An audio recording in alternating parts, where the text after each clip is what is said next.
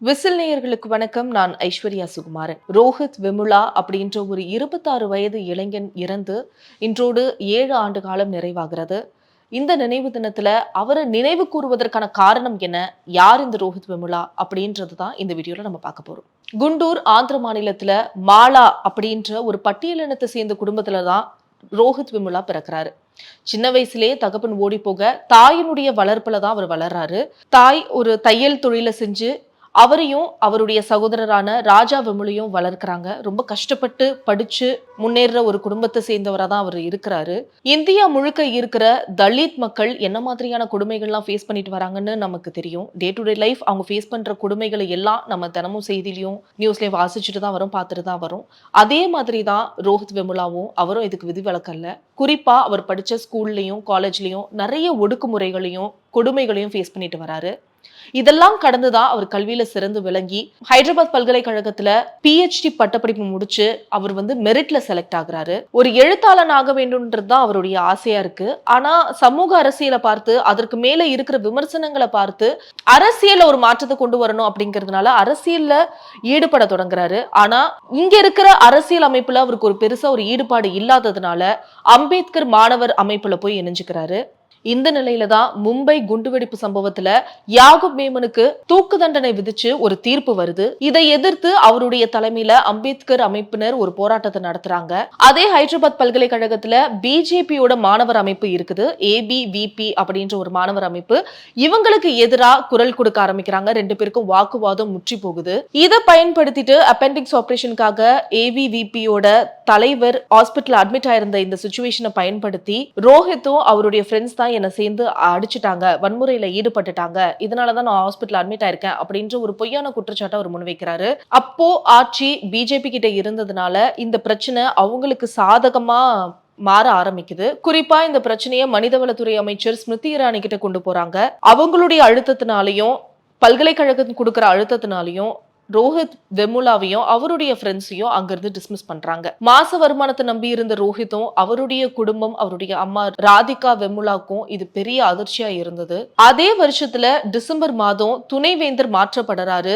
அப்பாராவ் புட்டில் அப்படின்றவரு புதுசா துணைவேந்தரா நியமிக்கப்படுறாரு. என்னதான் துணைவேந்தர் மாற்றப்பட்டாலும் இவருடைய டிஸ்மிஸில் மாற்றப்படல. இவர் டிஸ்மிஸ் ஆனது மத்தியில எப்படி எந்த ஒரு தாக்கத்தை ஏற்படுத்தலையோ அதே போல அந்த பல்கலைக்கழகத்துல இப்படி ஒரு தலித் மாணவர்கள் இடைநீக்கம் செய்யப்பட்டது எந்த ஒரு சலசலப்பையும் ஏற்படுத்தாததே பெரிய அதிர்ச்சியா இருந்தது. இப்படி சாதிய வன்முறையை ஏவிய ABVP அமைப்பை நீங்க இவ்வளோ ரொம்ப கேஷுவலா ஹேண்டில் பண்றதுக்கு பதிலா தலித் மாணவர்களை கருணை கொலை செஞ்சிடலாம் அப்படின்ற ஒரு கடிதத்தையும் அவர் அப்போ இருக்கிற துணைவேந்தருக்கு அவர் கடிதமா எழுதி அனுப்புறாரு. இப்படி தொடர்ந்து கடிதங்கள் மூலமாகவும் பலதரப்பு போராட்டங்கள் நடத்தி ஒரு வழியா இடைநீக்கத்தை ரிலீஸ் பண்றாங்க. ஆனா சில கண்டிஷன்ஸ் அப்ளைட் அப்படின்ற மாதிரி ஒரு சில வரமுறைகளை வச்சு அவங்களுக்கு அந்த இடைநீக்கத்தை அவர் ரத்து செய்யறாரு. அது என்ன மாதிரியான கண்டிஷன்ஸ் அப்படின்னு பாத்தீங்கன்னா, அந்த 5 மாணவர்களும் படிப்பை தொடரலாம், ஆனா அவங்க ஹாஸ்டலை விட்டு வெளியேறணும், லைப்ரரி அதாவது நூலகத்தை பயன்படுத்தக்கூடாது, அதே போல ஸ்டூடெண்ட் எலெக்ஷன்ஸ்ல அவங்க கண்டிப்பா நிக்க கூடாது அப்படின்ற சில கண்டிஷன்ஸ் போட்டுட்டு தான் அவங்களுக்கு அந்த இடைநீக்கத்தை அவங்க ரிலீஸ் பண்றாங்க. இது தண்டனை கிடையாது, இது ஒரு சமூக புறக்கணிப்பு அப்படின்ற இந்த ஸ்டேட்மெண்ட்டை கொடுத்துதான் ரோஹித் வெமுலாவும் வேற வழி இல்லாம இதை அக்செப்ட் பண்ணிக்கிறாரு. ஒரு கையில அவருடைய உடைமைகளையும் மற்றொரு கையில அம்பேத்கருடைய படத்தையும் கொண்டு அவர் நடந்து வந்த அந்த பிக்சர் இன்னமும் நிறைய பேர் மறந்திருக்க மாட்டாங்க. அந்த பிக்சர் அப்போ இருந்த டைம்ல அது பெரும் பேசு பொருளா மாறிச்சு, ஒரு பெரிய ரெவல்யூஷனை கிரியேட் பண்ணுச்சுன்னே சொல்லலாம். சோ அந்த பல்கலைக்கழக வளாகத்திலேயே வெளிவாடா அப்படின்ற ஒரு கூடாரத்தை அமைச்சு அவரும் அவருடைய ஃப்ரெண்ட்ஸும் அங்க தங்கி இருக்கிறாங்க. வெளிவாடா அப்படின்றதுக்கு சேரி அப்படின்னு பொருளாம். சாதின்ற பேர்ல சமூகத்தால ஒதுக்கப்பட்டவங்களுக்கு வெளிவாடாதான் ஒரு புகலிடமா இருக்கு அப்படின்றத அவர் உணர்த்துறதுக்காக தான் இந்த பேரை வச்சதாகவும் அவர் சொல்லியிருந்தாரு. தொடர்ந்து ஆளுங்கட்சியோட ஆதரவு, பல்கலைக்கழகத்துடைய நெருக்கடி தொடர்ந்துட்டே இருந்ததுனால அவருடைய போராட்டம் பெருசா எங்கேயும் போய் ரீச் ஆகலங்கிறது தான் உண்மை. சாகரத்துக்கு 2 நாட்களுக்கு முன்னாடி கூட அவர்களுடைய நண்பரை திரட்டி சாதி வேற்றுமைக்கு எதிரான போராட்டங்களை நடத்தினாரு. இந்த போராட்டங்கள்லாம் தொடர்ந்து அப்பாராவினால் கடுமையாக ஒடுக்கப்பட்டது. இருப்பினும் போராட்டங்கள் தொடர்ந்து நடந்துட்டே வந்தது. அடுத்த நாள் உண்ணாவிரதம் போராட்டம் இருக்கலாம் அப்படின்ற ஒரு முடிவுல இருந்த பொழுதுதான் ஜனவரி 17, 2016 ஆண்டு அன்று அவருடைய நண்பருடைய அறையில அவர் தூக்கில தொங்கியபடி சடலமா மீட்கப்படுறாரு. அவர் கடைசி எழுதின கடிதத்துல, நான் இறந்ததற்கு யாரும் கண்ணீர் வடிக்க வேணாம், நான் உயிரோட இருக்கிறத விட இறந்து போவதுதான் எனக்கு மகிழ்ச்சியை தரும் அப்படின்னு அவருடைய கடிதத்துல கடைசி வரிகளா எழுதி இருக்கிறாரு. அவருடைய மரணம் ஒரு பெரிய ரெவல்யூஷனை கிரியேட் பண்ணுச்சு.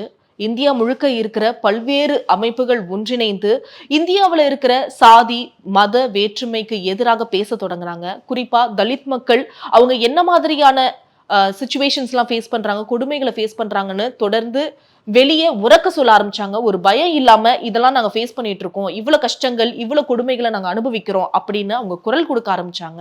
சோ இப்படி இந்தியா முழுக்க பல மூலைகள்ல இருந்து எதிர்ப்புகளை தொடர்ந்து வந்துட்டே இருக்கிறதுனால அந்த எதிர்ப்புகளுக்கெல்லாம் ஒரு வாயடைக்கிற மாதிரி ஒரு ஆணையத்தை அமைக்கணுமேன்றதுக்காக மத்திய மனிதவள மேம்பாட்டுத்துறை ஏகே ரூபன்வால் தலைமையில ஒரு ஆணையத்தை அமைக்கிறாங்க.